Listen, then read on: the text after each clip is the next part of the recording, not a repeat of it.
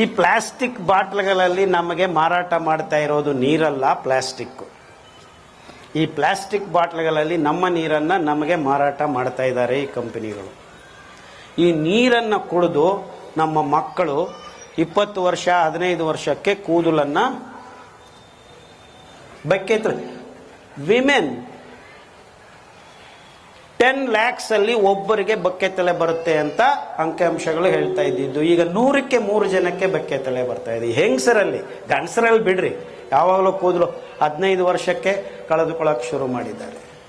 ಮುಖ್ಯವಾದ ಕಾರಣ, ಇಡೀ ಪ್ರಪಂಚ ಮಾನವ ಕುಲ ಯಾವಾಗ ನೀರನ್ನು ಪ್ಲಾಸ್ಟಿಕ್ ಡಬ್ಬಗಳಲ್ಲಿ ಹಾಕ್ಕೊಂಡು ಕುಡಿಯೋಕ್ಕೆ ಶುರು ಮಾಡಿದೆ, ನಮ್ಮ ಸಣ್ಣ ಕರಳಿನಲ್ಲಿ ಪೌಷ್ಟಿಕಾಂಶಗಳು ಅಂತ ಒಂದು ಕಡೆ ಆದರೆ, ಸೂಕ್ಷ್ಮ ಪೋಷಕಾಂಶಗಳು ಸೆಲೀನಿಯಮ್ಮು, ಜಿಂಕು, ಕಾಪರು, ಈ ರೀತಿ ಲವಣಾಂಶಗಳನ್ನು ಹೀರಿಕೊಳ್ಳುವ ಶಕ್ತಿಗೆ ಇದು ಅಡ್ಡ ಬರಕ್ಕೆ ಶುರುವಾಯಿತು.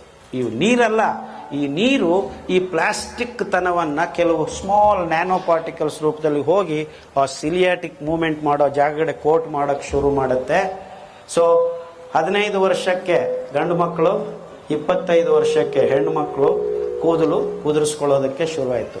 ಡಾಕ್ಟ್ರೇ, ನಾನು ಬಾಚಣಿಗೆಯಿಂದ ಬೀಚ್ಕೊಳ್ತಿದ್ದು ಹಿಂಗೆ ತೋರಿಸಿ, ನಾನು ತಂದಿದ್ದೀನಿ ಒಂದು ಬಾಚಣಿಗೆ, ಹಿಂಗಂತ ಹಿಂಗೆ ತೋರಿಸಿದ್ರೆ, ನೋಡಿ ಡಾಕ್ಟ್ರ್ ಎಷ್ಟು ಕೂದಲು ಬಂದಿದೆ. ಆ ಬಾಚಣಿಗೆ ಏನು? ಮತ್ತೆ ಇನ್ನೊಂದು ಪ್ಲಾಸ್ಟಿಕ್.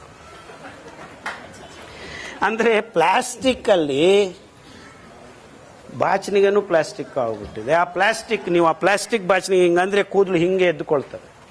ಅಂದರೆ you are creating pressure every time you are doing that. So ನಾವು ಏನು ಬಳಸ್ತಾ ಇದ್ದೀವಿ ಅದೇ ಒಂದು ಮರದ, ಇದು ಮರದ್ದು, ಇದು ಮರದ್ದು. ಹಿಂದೆ just before I went to America 1987-88 ಹೋಗಿದ್ದಾಗ ನಮಗೆ ಪ್ಲಾಸ್ಟಿಕ್ ಬಾಚಣಿಗಳು ಇರಲಿಲ್ಲ. We are all having using this.